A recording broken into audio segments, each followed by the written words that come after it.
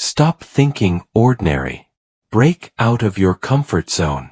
He wasn't failing. That was the problem. Marcus had a job. He had a salary, not exceptional, but stable. He had a one-bedroom apartment on the third floor of a building in Westlands, a regular seat at the barber on Saturdays, a savings account that grew slowly and steadily, and a routine so consistent it could have been mistaken for a personality. He woke at 6:14 every morning. Not 6 o'clock. He had tried that and always lay awake for 14 minutes waiting. Not 6:30, too close to the edge. 6:14 was the exact time his body and his calendar had negotiated a truce. He made 1 cup of coffee, black, no sugar, checked his email from the previous night, scrolled through a news app for 7 minutes, then dressed and left. On the commute to the data analytics firm where he had worked for 4 years, he listened to podcasts about productivity. He had listened to over 300 episodes. He had never applied a single framework to anything outside of work. This was not a man in crisis. This was a man in something more dangerous than crisis. This was a man in equilibrium. The notebook had been on his desk for 2 years. He had bought it on a Tuesday in January after watching a documentary about a man who had built a supply chain startup from a single contact list and a borrowed laptop. That evening, Marcus had gone to a stationery shop and purchased a black, hardcover notebook, the kind that felt serious. He had written 1 line on the first page in capital letters: business ideas. He had underlined it twice. Then he had closed the notebook and placed it on his desk, and there it had stayed, spine upright, cover unblemished, the same way a gym membership stays active for 11 months without being used. Marcus told himself he was being strategic. He told himself he was waiting for the right idea, the right timing, the right level of savings. He had a spreadsheet, 2 spreadsheets, actually, that modeled various scenarios for when he might feel ready to make a move. The projections extended to the year 2031. He had built an entire architecture of preparation around doing nothing. This is what comfort zones do, and they do it quietly. They do not announce themselves as prisons. They market themselves as wisdom. They take the language of maturity, patience, responsibility, pragmatism, and use it as insulation. And the longer a person stays inside them, the more fluent they become in that language. Marcus could justify his inertia in 4 different frameworks by lunchtime.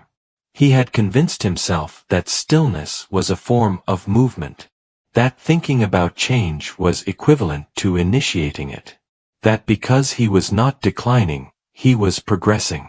He was not progressing. He was static. And static, in a world that keeps moving, is its own form of regression. At work, he was reliable, quiet, and easy to overlook.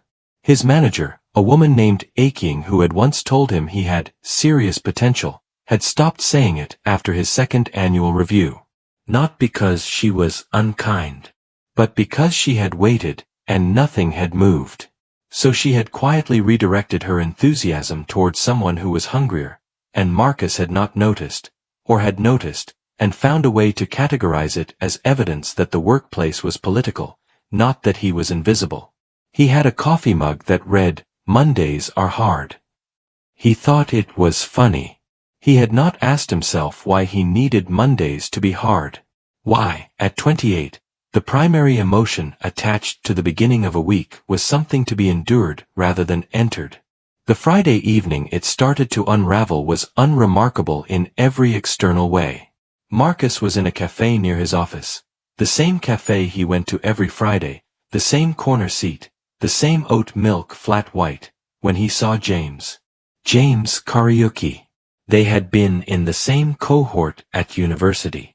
Not close friends, but the kind of peers who had shared enough meals and late-night study sessions to know each other well. Marcus remembered James as erratic, impulsive, full of ideas that went nowhere. He had once proposed starting a logistics platform during a class project, and everyone had found it impractical, including Marcus. James looked different now. Not physically dramatic. He had not undergone some cinematic transformation. But there was something in the way he carried himself. An ease that was not performed. He was on a phone call, pacing slightly near the counter, laughing in a way that was not self-conscious. When he hung up, he looked around, saw Marcus, and his face opened in genuine surprise. They talked for 2 hours. James had left his corporate job 18 months ago. Not because it was going badly, it was going fine. He had left because, as he told Marcus with a directness that felt almost rude, fine was making me slow. He had started a small consultancy focused on agri-supply logistics. The first 6 months had been difficult in ways he described without softening. He had lost a key client to a competitor. He had gone 3 months without paying himself. He had rebuilt his pitch 4 times. But then something had clicked, not dramatically, not in a single moment, but in the accumulative way that competence builds, and now he had 4 active contracts, a team of 2, and a partner he was in early discussions with about East African expansion. Marcus listened carefully. He asked the right questions. He made the right sounds of interest. And on the inside, something was happening that he did not have clean language for. It was not envy, exactly. Envy requires desire, and Marcus had trained himself out of desire for things that felt risky. It was something closer to recognition. A sense that the version of the story James was telling, the uncertain part, the part with the lost client and the unpaid months, was the part Marcus had always been trying to skip. And in trying to skip it, he had never started. He walked home that night, 40 minutes, which he never did. He usually took a matatu. The walk was not an act of intention. He just did not want to sit still. He opened the notebook when he got home. He sat with it for 11 minutes. He did not write anything. He closed it. But he left it open on the table instead of putting it back on the shelf. That was the first real thing he had done in 2 years. 3 weeks later, Marcus received his quarterly performance review. It was not negative. That was, again, the problem. His manager Aking had used the word consistent 4 times in 11 minutes. She had said he was a reliable part of the team. She had said his work was solid. She had said, looking at her notes rather than at him, that she thought there might be opportunities for growth if he was interested in taking on more visibility. He thanked her. He went back to his desk. He stared at his screen for 40 seconds. Consistent. Solid. Reliable. The words sat in him like stones. Not because they were wrong, they were accurate, but because he realized, sitting at that desk, that these were the exact words you would use to describe someone who had not moved in 4 years. Someone who had become so good at not failing that they had forgotten the entire point. The cost of staying the same is invisible, until the day it isn't. That evening, he opened the notebook. He did not open it symbolically or ceremonially. He opened it the way you open something when you have run out of reasons not to. He read the one line he had written 2 years ago, business ideas, and he noticed that he felt nothing about it. No embarrassment, no inspiration. Just the flat fact that he had written it, and then spent 2 years explaining to himself why the moment to act on it had not yet arrived. He picked up the pen. He wrote, "What am I actually afraid of?" He sat with the question for a long time. He did not answer it right away. That was, in its own way, significant, because the fear he had been calling practicality, the hesitation he had been calling strategy, had never once been looked at directly. He had managed it by refusing to name it, by keeping it in the periphery where it functioned as a silent veto on every decision he had not quite made. He wrote, slowly, over the next hour, the honest answers. He was afraid of starting and being mediocre. He was afraid that the version of himself that had the ideas was different from the version of himself that could execute them. He was afraid that James was exceptional and he was not. He was afraid that if he tried and it failed, the story he had been telling himself, that he was simply waiting, not avoiding, would be exposed as what it actually was. He was afraid of being known as someone who tried and did not succeed. He reread what he had written. He stayed with it. Then he wrote one more line: being known as someone who never tried is worse. He did not feel certain when he wrote it. He did not feel a wave of motivation. He felt afraid, and tired, and slightly sick. But he wrote it.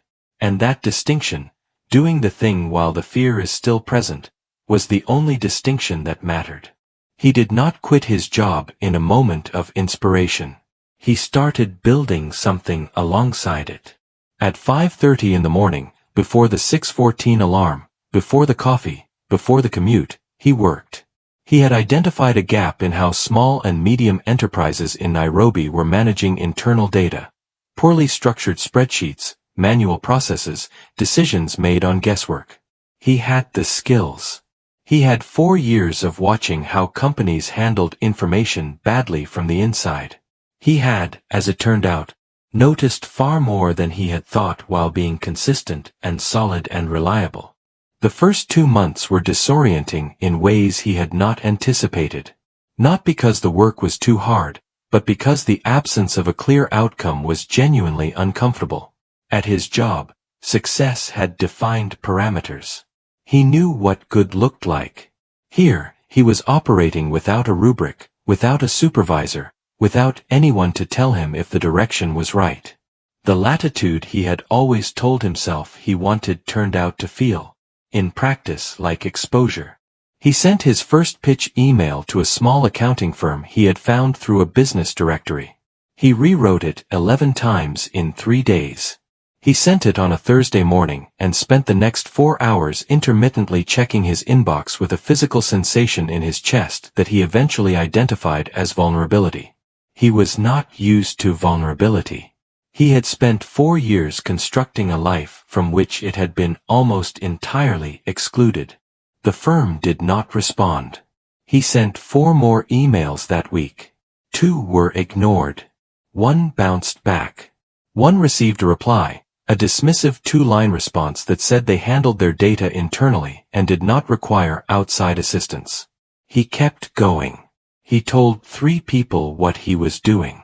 His mother, who was supportive in a way that was also slightly worried, and asked twice if he had considered going back to school. A friend from University, Omondi, who said he thought it was a good idea but whose energy shifted slightly when Marcus kept talking about it, the way people's energy shifts when they begin to wonder if they should have done something similar. And James, who had been the most useful because he had responded not with enthusiasm but with specific questions Marcus had not been able to answer, which had the effect of showing Marcus exactly what he did not yet understand. 3 months in, he lost something he had not anticipated losing. His rhythm. He had always taken pride in his consistency, the 6:14 wake time, the weekly schedule, the measured life. The dual workload was eroding it. He was sleeping less, eating at irregular times, missing the gym. He snapped at a colleague over something small and felt the particular shame of knowing you behaved badly because you were overextended. He sat in the work bathroom for 3 minutes and wondered, with complete sincerity, whether he had miscalculated. He did not quit. Not because of determination in any grand sense. He did not quit because he went back and reread what he had written in the notebook on the night of the performance review. He did not quit because the alternative, returning fully to before, permanently, without ever knowing, had become more frightening than continuing. This was the thing no one told him about discomfort.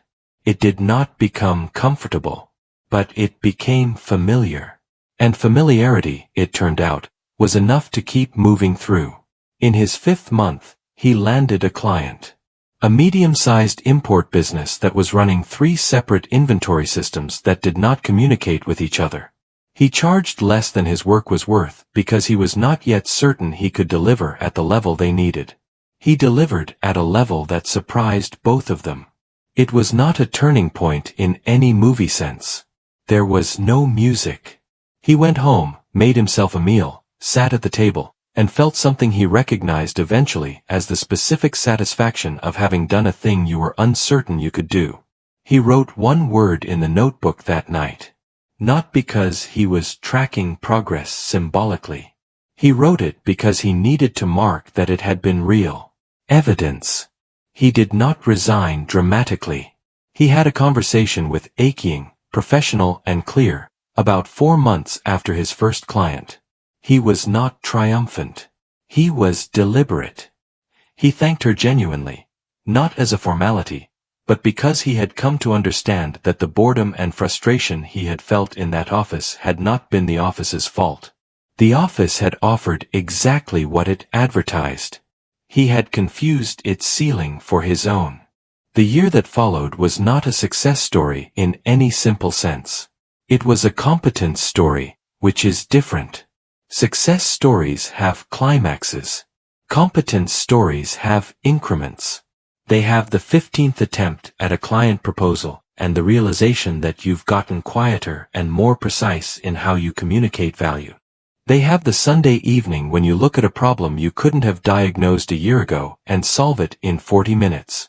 They have the moment, and it is not dramatic when it arrives, when you stop thinking of yourself as someone trying to build something and begin to think of yourself as someone who builds things. That shift in identity is not recorded anywhere. It does not generate a notification. It happens between other things in the middle of work, and you only notice it in retrospect, usually when something happens that would have paralyzed the earlier version of you and you handle it without paralysis. Marcus had 3 clients at the end of his first solo year. He was not wealthy. He was not certain. But he was operating from a fundamentally different relationship with his own life. Not as a passive inheritor of whatever stability he had been able to accumulate, but as someone who understood that outcomes were, in meaningful part, the product of the risks he was willing to absorb. He still woke at roughly the same time. Still made coffee, still went for walks. The routines had survived. But they were no longer a fortress. They were infrastructure. There is a difference. A fortress is built to keep things out. Infrastructure is built to support movement through. He opened the notebook one evening, the same one, still mostly empty, but no longer on the shelf, and reread everything he had written in it. The one line from 3 years before. The fear inventory. The late-night entries from the discomfort months, some of which were barely coherent. The single word he had written after his first delivery. He did not feel moved reading it in the way people describe being moved. He felt accurate. As though he were reading a document that correctly described a real sequence of events. He wrote a final entry. Not a summary. Not a conclusion. Just a note to himself, factual and direct, about what the notebook actually was. This is not a record of success. This is a record of what happens when you stop treating your own life like something that needs to be protected from being tested. There is a concept in architecture called a load-bearing wall. A load-bearing wall is not decorative. It exists to hold the structure up. You can live in a house for years without knowing which walls bear load and which are partition walls, cosmetic, removable. They look identical. But one of them, if you removed it, would bring the ceiling down. Comfort zones are load-bearing illusions. They look like stability. They function like weight. And the particular danger of them is that they work, in the short term. They do reduce anxiety. They do create predictability. They do protect you from the specific fear of visible failure. This is not nothing. The comfort zone is doing exactly what it is optimized to do. The problem is that optimization for survival and optimization for growth are structurally incompatible. You cannot maximize both simultaneously, because they require different conditions. Growth requires exposure to the thing that could fail you. Survival requires the removal of that exposure. Every system, every decision framework, every daily habit, ultimately serves one of these two masters. And every person, at the level below their justifications, has chosen which one. Marcus had chosen survival for 4 years. Not because he was weak or unambitious. Because survival felt, moment to moment, identical to wisdom. Because the costs of choosing it were deferred. Because you do not feel a comfort zone contracting around you, you feel it as settling in. This is the mechanism. And it is not unique to Marcus. It is not a character flaw. It is the default human response to an environment that no longer requires us to be challenged to stay alive. The discomfort that once signaled genuine danger now triggers the same biological response as the discomfort of taking a professional risk. The body cannot distinguish between them. So it issues the same warning. And most people, with complete rationality given the signal they are receiving, stop. Fear, understood correctly, is not a stop signal. It is an adaptation signal. It is the nervous system communicating. This is different from what you know. This requires new capacity. The instruction is not to retreat. It is to develop. The friction is not evidence that you are moving in the wrong direction. The friction is the mechanism by which new capability is formed. You cannot build muscle without resistance. You cannot build competence without exposure to the conditions under which you are not yet competent. The comfort zone will tell you it is protecting you. It is. From growth.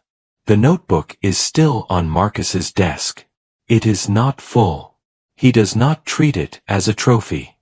He treats it as what it is, a record of a decision that was not made in one moment, but in the accumulation of 100 small moments, each one of which required him to choose action over the more comfortable story that action could wait. He does not know how far it goes. That is not a failure of clarity. That is precisely the point. You cannot see the end of a path you have not yet walked. The comfort zone made a compelling offer. Stay here and I will show you exactly where you end up. The alternative never comes with that guarantee. It only comes with the harder, more honest version of the same offer. Walk and find out what you are actually capable of. He chose the second offer. Late. Imperfectly. Without certainty. But he chose it. Growth is not the absence of fear. It is what happens when you stop letting fear make your decisions for you.